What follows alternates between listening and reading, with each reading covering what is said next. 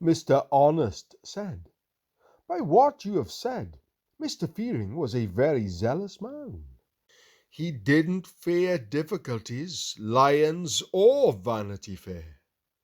It was only sin, death, and hell that filled him with terror, because he had some doubts about his share in that celestial country." "You are right," Greatheart said. "Those were the things that troubled him, and they, as you have correctly observed, arose from the weakness of his mind. His fearfulness was not from weakness of spirit pertaining to the practical aspect of living a pilgrim's life. I believe, like the proverb says, that he could have bit a firebrand and withstood it in his own way, and not feared it in the least. But the things with which he was oppressed, no man could ever help him shake off easily." Then Christiana said, "Hearing about Mr. Fearing and his struggles has done me good, because I thought nobody else was like me. But now I see a similarity between this good man and me. We just differed in two ways. His troubles were so great that they showed to everyone around him, but mine I kept inside. His struggle made his life so difficult that he could not knock at the door to the very houses willing to show him hospitality, while my trouble was such that it made me always knock even louder." Mercy said, "I'd also like to speak my heart, if you'll permit me, for I must say I too am similar to him in another way. For I have always been more afraid of the lake and the loss of a place in paradise than I have been about the loss of other things. Oh, I thought, if only I had the assurance to know I have a place there, it would be enough. I would give up everything I have in all this world to win it." Matthew said, "I experienced fear too, but for me it was a fear that perhaps I wasn't saved, that I lacked within me the thing that accompanies salvation. But now that I know how it was for Mr. Fearing, and that he arrived at the celestial city and gained admittance, why wouldn't it go well with me too?" His brother James said, "No fears, no grace. Though there isn't always grace when there is fear of hell, you can be sure there is no grace where there is no fear of God." "Well said, James," Greatheart said. "You have hit the mark of this matter, for the fear of the Lord is the beginning of wisdom." Proverbs chapter 9, verse 10. Those who haven't reached the beginning don't have the middle nor the end. In other words, until that point, they haven't feared hell. We have talked enough about Mr. Fearing for now, but let's finish off our discussion with this farewell to the good man. "Well, Master Fearing, you did fear your God and were afraid of doing anything while here that would have you betrayed. And you feared the lake and pit.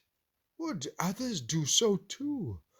As for them who lack your wit, they themselves undo."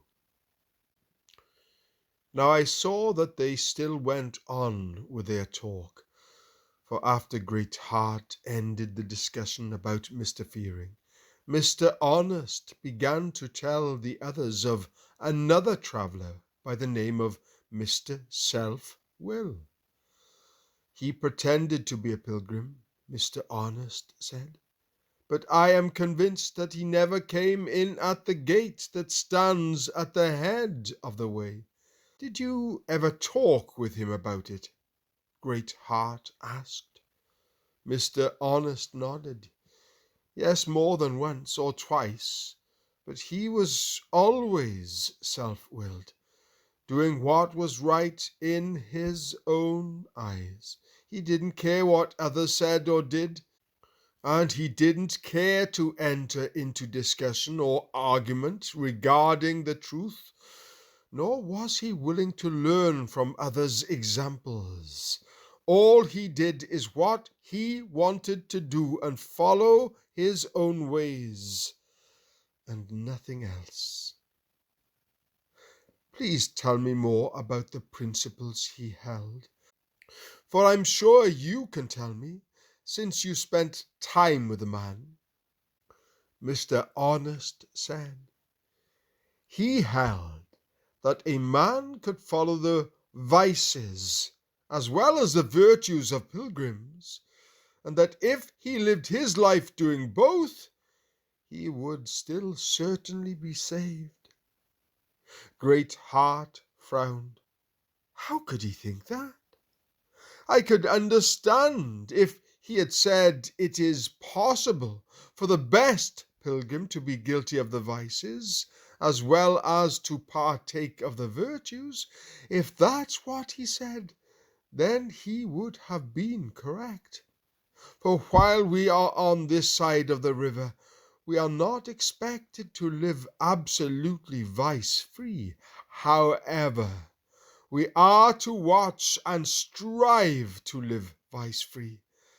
But if I understand you correctly, this is not what he meant, but rather he meant that it was allowable for a pilgrim to continue on doing as he pleased, right or wrong.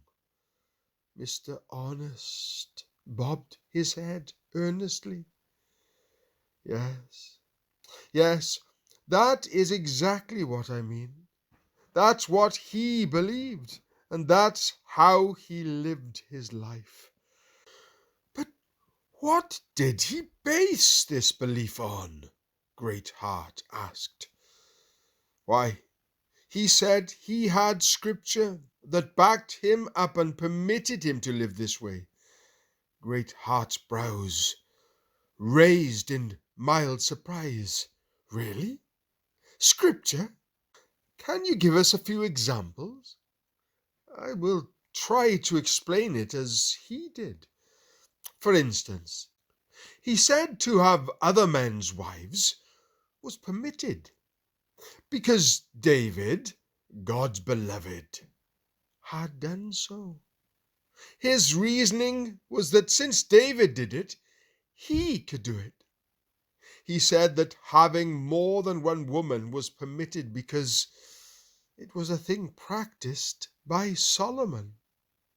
He also said that Sarah and the godly midwives of Egypt lied, and so did Rahab when she hid the spies, and therefore he could lie.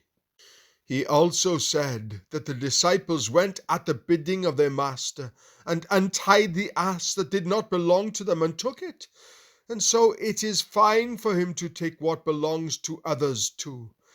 He said that Jacob got the inheritance from his father through guile and dishonesty, and therefore he could practice such things as well. Greatheart shook his head thoughtfully. He has certainly raised the lowest types of behavior as his examples. Are you sure this was his opinion? Yes, Mr. Honest said. I heard him plead his case for it, and he pointed to Scripture to support such beliefs and to bring arguments for it into discussions with others. Greatheart said, his is an erroneous opinion that should not be allowed in the world.